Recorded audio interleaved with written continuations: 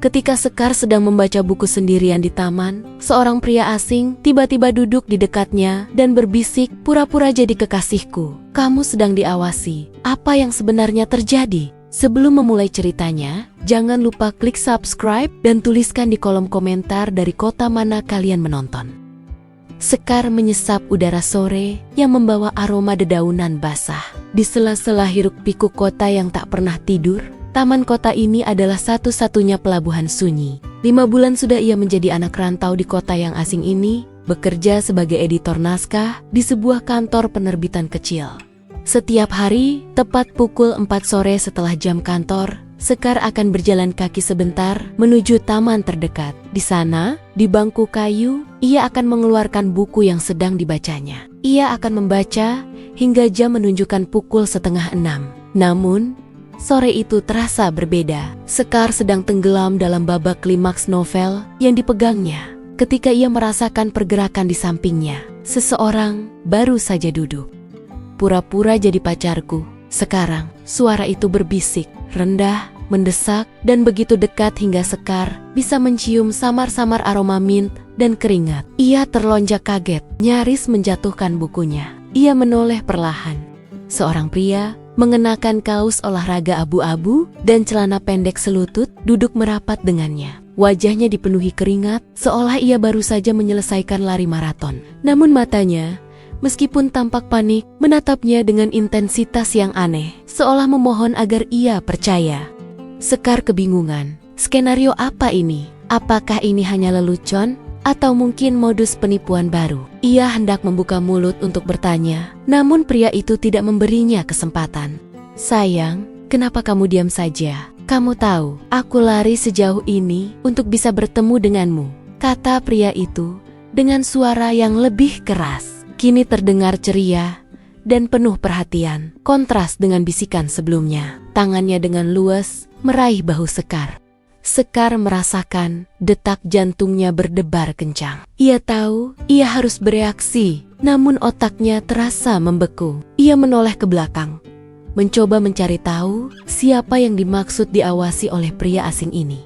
Tidak ada yang tampak mencurigakan. Pria itu berbisik lagi. "Kali ini hanya dengan gerakan bibir, aku tahu apa yang kulihat. Percayalah, ayo kita pergi dari sini."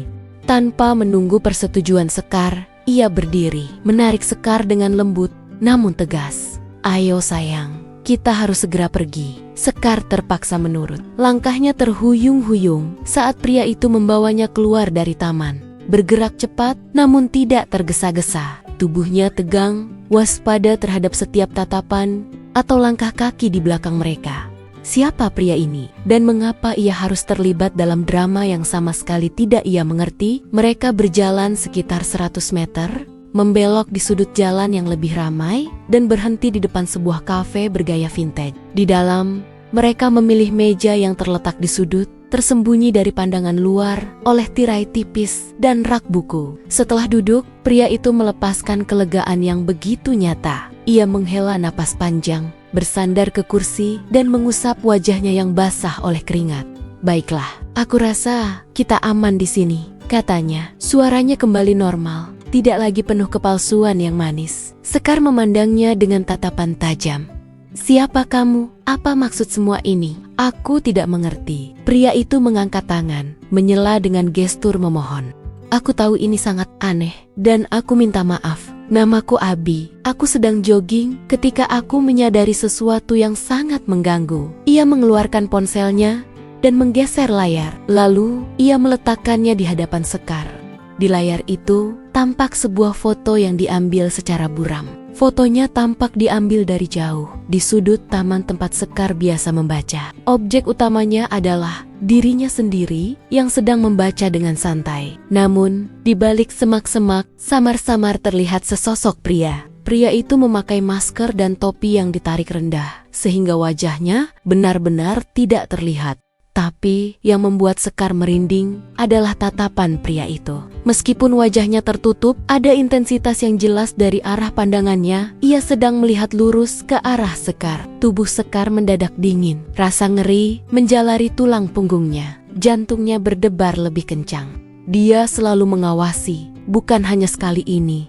Jelas Abi, nadanya serius. Aku sudah melihatnya selama 3 hari berturut-turut. Setiap kali aku lari melewati taman, pria itu ada di sana, di tempat yang sama, dengan pakaian yang sama, selalu memandangi kamu. Hari ini, saat dia mulai bergerak lebih dekat, aku berinisiatif mengambil fotonya dan langsung bertindak. Aku minta maaf atas cara yang kulakukan, tapi itu yang terpikirkan olehku saat itu. Aku tidak mau langsung melabrak pria itu sebelum mengonfirmasinya padamu dulu. Barangkali kamu mengenalnya. Sekar menatap foto itu, lalu beralih ke Abi. Wajahnya pucat. Rasa bingung bercampur kengerian membuatnya kesulitan mencerna informasi itu. Ia tidak tahu harus berpikir apa. Aku tidak tahu siapa dia. Aku tidak kenal siapa-siapa di kota ini. Bisik Sekar hampir tidak terdengar. Abi mengangguk, meletakkan ponselnya. Apakah kamu pernah berurusan dengan seseorang? Atau kamu pernah merasa ada yang mengikutimu? Sekar menggeleng cepat. Aku hanya bekerja, membaca di taman, lalu pulang ke kos. Syok dan kepanikan mulai mengambil alih perasaannya. Ia memegang kepalanya yang tiba-tiba terasa pening. Dengar, aku tidak tahu apa motifnya, tapi pria itu jelas-jelas terobsesi denganmu. Mulai sekarang, kamu harus lebih berhati-hati. Dan karena kamu memang tidak mengenalnya, jika aku melihat pria itu, maka aku akan langsung melabraknya, kata Abi dengan suara menenangkan. Abi berdiri, pandangannya beralih ke jendela, seolah memeriksa situasi di luar. Aku akan mengantarmu pulang. Aku tidak yakin kamu berani pulang sendiri setelah ini. Tawaran itu, meskipun terdengar tulus, justru memicu alarm baru di benak Sekar. Ketakutan yang ia rasakan terhadap pria misterius itu kini terbagi dengan kecurigaan yang merayap terhadap Abi.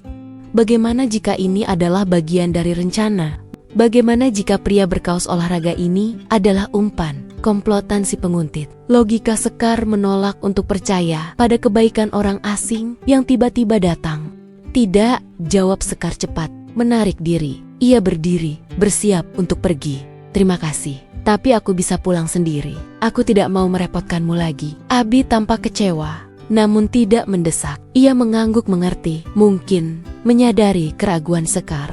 Baiklah. Aku mengerti, kamu masih bingung dan curiga. Tapi, aku ingin kamu menyimpan nomor teleponku untuk berjaga-jaga. Jika terjadi sesuatu, tolong hubungi aku, kata Abi. Ia langsung membuka kontak di ponselnya dan menyerahkannya kepada Sekar. Sekar ragu-ragu, tapi naluri bertahan hidupnya menyuruhnya untuk menurut. Ia mengetikkan nomor Abi, menamainya Abi di daftar kontaknya. Namun, ketika Abi memintanya untuk membagikan nomor teleponnya, Sekar menggeleng. Tidak, aku harus pergi sekarang. Terima kasih banyak atas peringatannya, Abi, katanya. Dan tanpa menunggu balasan, Sekar berbalik dan berjalan keluar dari kafe dengan langkah cepat, menyisakan Abi yang menatap kepergiannya dengan ekspresi campur aduk antara kekhawatiran dan kekecewaan. Sejak pertemuan di taman itu, rutinitas Sekar telah hancur. Selama beberapa hari, Sekar memilih untuk langsung pulang ke kosannya setelah jam kerja. Ia akan mengunci pintu ganda kosnya, mengecek jendela beberapa kali, dan menjalani malam-malamnya dalam ketegangan yang konstan. Ia tahu itu tidak sehat, tapi rasa paranoidnya terlalu besar. Setiap suara langkah kaki di lorong, setiap motor yang lewat di depan jendela, selalu membuatnya tersentak. Ia selalu mengingat foto itu, pria bertopeng yang diam-diam mengamati dirinya. Malam itu, nasib berkata lain. Ada deadline naskah yang ketat, dan Sekar terpaksa lembur. Ketika ia keluar dari kantor, jam sudah menunjukkan pukul 11 malam. Jalanan sudah sangat sepi. Hanya ada beberapa lampu jalan yang berkedip-kedip menciptakan bayangan panjang dan menakutkan. Sekar mempercepat langkahnya. Tas kerjanya ia peluk erat-erat di dada. Jarak dari kantor ke kosannya biasanya hanya butuh 10 menit. Dan ia hanya perlu melewati 2 jalan sepi. Saat ia membelok masuk ke jalan yang lebih gelap, di mana pepohonan rindang menaungi, ia menyadari bahwa ada sesosok bayangan yang menunggu di depannya. Sekar memperlambat langkah. Bayangan itu menjadi lebih jelas seiring ia mendekat. Seorang pria mengenakan topi, masker, dan jaket gelap. Jantung Sekar terasa berhenti berdetak. Itu dia, pria yang ia lihat di foto. Sekar membeku di tempatnya. Apakah ia harus tetap berjalan, berpura-pura tidak melihat, atau berbalik dan lari sekuat tenaga? Otaknya berputar-putar dalam keputusasaan yang dingin. Sekar memutuskan untuk tidak mengambil risiko. Ia berbalik, bersiap untuk lari kembali ke jalan utama yang lebih terang. Namun, belum sempat ia mengambil 2 langkah, ia merasakan kehadiran yang cepat di belakangnya. Pria itu sudah berlari. Dalam sekejap, pria itu sudah berada di depannya, menghadangnya dengan tubuh besar. Sekar berteriak, tapi teriakan itu tertahan. Dalam gerakan yang cepat dan brutal, pria itu menangkapnya. Satu tangan memiting tubuhnya erat-erat, tangan yang lain membekap mulut dan hidungnya dengan kain tebal yang berbau aneh. Sekar meronta, menendang, mencakar. Namun kekuatan pria itu jauh melebihi dirinya. Udara di paru-parunya mulai menipis, dan pandangannya mulai kabur. Hal terakhir yang ia rasakan adalah kantuk yang tak tertahankan, diikuti oleh kegelapan total. Sekar terbangun dengan rasa sakit yang menusuk di pergelangan tangan dan kakinya. Kepalanya berdenyut-denyut. Ia mencoba berteriak, namun mulutnya dilakban rapat-rapat. Ia membuka mata dan menyadari bahwa ia sedang duduk terikat kuat pada kursi kayu yang dingin. Kepalanya sakit, namun ia memaksakan diri untuk melihat sekeliling. Ia berada di sebuah ruangan kecil dan pengap, tampak seperti kamar gudang yang sudah lama tidak dipakai. Jendela kecil di dinding atas tertutup rapat oleh papan. Sekar mencoba menggerakkan tangannya, mencoba melepaskan ikatan tali yang terasa begitu kencang, tapi usahanya sia-sia. Saat pandangannya beralih ke dinding, Sekar merasakan seluruh darah di tubuhnya mengalir ke kepala. Kengerian yang sesungguhnya menyerbu dirinya, jauh melampaui rasa takut sebelumnya. Dinding itu dipenuhi foto dirinya. Semuanya diambil secara diam-diam, semuanya menunjukkan momen-momen intim yang tak pernah ia sadari sedang diawasi. Dinding itu adalah galeri obsesi, sebuah garis waktu yang didedikasikan untuk dirinya, yang direkam tanpa seizinnya.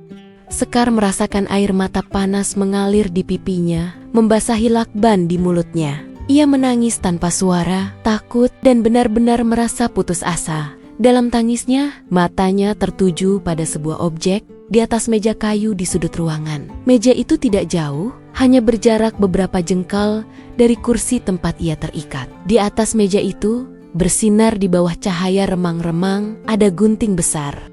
Naluri untuk bertahan hidup tiba-tiba mengalahkan rasa takut. Sekar tahu ini adalah satu-satunya kesempatannya. Dengan hati-hati, ia mulai menggerakkan kursi. Ia menggesekkan kaki kursi di lantai beton yang berdebu, bergerak maju sedikit demi sedikit. Sekar menahan napas setiap kali kursi itu berbunyi. Takut suara itu akan menarik perhatian siapapun yang mungkin berada di luar ruangan. Setelah perjuangan panjang, ia berhasil mencapai meja. Dengan posisi terikat, ia menjulurkan kakinya, mencoba menendang meja itu agar guntingnya jatuh. Meja itu bergetar, dan gunting itu jatuh tepat di samping kaki kirinya. Dengan mencoba mengurangi suara, Sekar menjatuhkan tubuhnya ke lantai. Sekar segera menggesekkan tali yang mengikat pergelangan tangannya ke ujung gunting. Tali itu tebal dan ia harus melakukannya dengan hati-hati. Keringat bercampur air mata membasahi wajahnya. Ia menarik, menekan, dan menggesek. Perlahan-lahan, serat tali itu mulai putus. Akhirnya, dengan satu sentakan kuat, tali di tangannya putus. Ia melepaskan ikatan di kakinya dengan mudah dan melepaskan lakban di mulutnya. Ia segera berdiri, tubuhnya gemetar, dan meraih tasnya yang tergeletak di lantai, di samping tempat ia pingsan. Saat ia melakukannya, ia mendengar suara langkah kaki yang mendekat. Seseorang datang. Sekar bertindak cepat. Ia meraih ponselnya dari tas, membuka kunci layar, dan tanpa berpikir, ia memilih kontak pertama yang ada di daftar, Abi. Dengan tangan gemetar, ia mengetik pesan singkat, "Tolong aku," dan segera melampirkan lokasi. Sekar menekan tombol kirim. Namun, pesannya tidak terkirim. Sinyal internet di gudang tersembunyi ini sangat buruk. Ikon pesan terus berputar, mencoba mengirim, mencoba terhubung. Suara langkah kaki semakin dekat. Sekar tahu ia tidak punya waktu lagi. Tepat sebelum kenop pintu diputar, ia menyembunyikan ponselnya di bawah kasur tipis yang berada di sudut ruangan. Pintu gudang itu terbuka. Pria bertopeng itu masuk. Matanya terfokus pada kursi yang kini kosong. Ia terkejut, matanya membelalak kaget.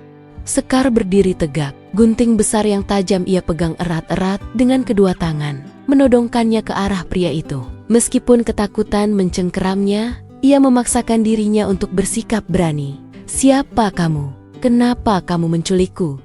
Jawab." Suaranya serak dan gemetar. Pria itu tersenyum kecil.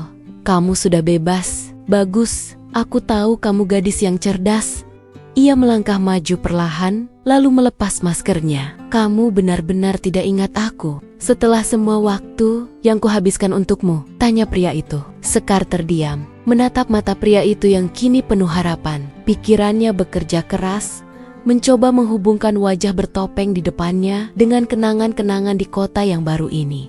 Tiba-tiba, sebuah kilasan ingatan menyentaknya. 5 bulan yang lalu, hari pertamanya tiba di kota ini. Ia berada di stasiun kereta, baru saja membeli minuman di minimarket dekat peron. Saat itu, seorang pria sedang berdiri di kasir. Wajahnya tampak panik. Pria itu sibuk meraba-raba kantong celana dan jaketnya. "Maaf mbak, dompet saya hilang, benar-benar hilang," katanya kepada kasir. Wajahnya memerah karena malu.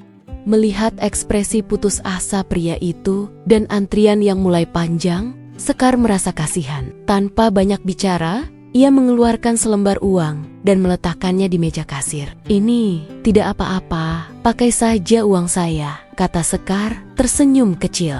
Pria itu terkejut. "Astaga, mbak, terima kasih banyak. Saya akan menggantinya. Beri saya nomor ponselmu." Sekar menggeleng. "Tidak perlu." Lalu, ia segera berbalik dan pergi, meninggalkan pria itu yang masih berdiri terpaku di kasir. Pria itu dia. Sekar menatap sosok di hadapannya dengan rasa ngeri yang baru. Begitu banyak drama, begitu banyak pengawasan, semua hanya karena selembar uang dan kebaikan hati yang sepele 5 bulan lalu. Pria itu menyadari bahwa Sekar telah mengingatnya. Senyumnya melebar, ia menunjuk wajahnya, tepatnya pada bekas luka besar dan mengerikan yang memanjang dari tulang pipi kanannya hingga ke sudut bibirnya. "Luka ini," katanya, menyentuh bekas luka itu dengan hati-hati. "Luka ini membuat orang-orang menjauhiku. Mereka tidak pernah bersikap baik. Mereka menatapku dengan jijik. Mereka takut." Matanya menatap Sekar dengan intensitas yang begitu besar. "Tapi kamu tidak takut. Kamu memberiku uang tanpa mengharapkan balasan. Kamu melihat aku, bukan lukaku. Dan sejak saat itu, aku tahu, aku jatuh cinta padamu, Sekar." Pria itu mengambil langkah lagi, membuat Sekar mundur selangkah, menaikkan guntingnya dengan gemetar. "Aku hanya ingin kamu di sisiku. Aku hanya ingin kamu tahu, aku selalu menjagamu. Itu saja," lanjutnya. "Jangan mendekat," teriak Sekar. Suaranya kini penuh keberanian yang didorong oleh keputusasaan. "Aku akan berteriak. Aku akan memanggil bantuan." Pria itu tertawa. "Berteriaklah, ini adalah gudang tua yang tersembunyi. Tidak akan ada yang mendengarmu. Kamu milikku sekarang, Sekar." Ia terus maju, matanya terpaku pada Sekar seperti mangsa. Sekar, dengan sisa-sisa kekuatannya, mencoba melawan. Ia mengayunkan gunting itu ke udara, mencoba menakut-nakutinya, tapi gerakan tangannya terlalu gemetar. Pria itu jauh lebih kuat. Dalam sekejap, ia berhasil merebut gunting itu dari tangan Sekar. Sekar mencoba memukulnya, tapi ia hanya mendapat balasan berupa pukulan keras di sisi kepalanya. Dunia Sekar berputar, dan ia terhuyung-huyung, jatuh ke lantai beton dengan perasaan tak berdaya. Pria itu berdiri di atasnya, memegang gunting di tangan. "Aku tidak akan menyakitimu jika kamu menurut," bisiknya. Nadanya kembali serak dan menakutkan. Ia membuang gunting itu jauh-jauh, dan perlahan-lahan ia mendekatkan wajahnya yang terluka ke wajah Sekar yang kini basah oleh air mata. Sekar memejamkan mata, bersiap untuk hal terburuk. Tiba-tiba, sebuah suara menggelegar, memecah kesunyian. Pintu gudang itu didobrak dengan kekuatan luar biasa. Engselnya patah, dan pintu itu terlempar ke dinding. Sosok yang masuk adalah Abi. Wajahnya merah padam karena amarah dan napasnya terengah-engah. Ia pasti berlari. Abi tidak menyia-nyiakan waktu. Matanya langsung tertuju pada pria itu yang masih membungkuk di atas Sekar. "Jauhi dia!" teriak Abi. Suaranya menggema. Pria itu terkejut, berbalik, dan mencoba bereaksi. Tapi Abi lebih cepat. Dengan tinju yang kuat, Abi menghantam wajah pria itu. Pria itu terhuyung, berputar, dan kemudian terkapar di lantai, tidak bergerak. Sekar, yang masih terbaring tak berdaya, melihat Abi berlari ke arahnya. "Sekar, kamu tidak apa-apa." Abi segera berlutut mendekati Sekar. Tubuh Sekar gemetar tak terkendali. Ia menangis terseduh-seduh dalam di hadapan Abi, melepaskan semua ketakutan, kengerian, dan trauma yang ia rasakan. Abi berusaha menenangkannya. Tak lama, terdengar suara sirena polisi dari kejauhan. Polisi segera tiba, menyusul Abi yang ternyata sudah menghubungi mereka saat ia berhasil melacak Sekar melalui lokasi yang ia kirim. Untungnya, pesan itu akhirnya bisa terkirim. Abi menjelaskan bahwa ia segera menuju kantor polisi terdekat begitu menerima pesan Sekar.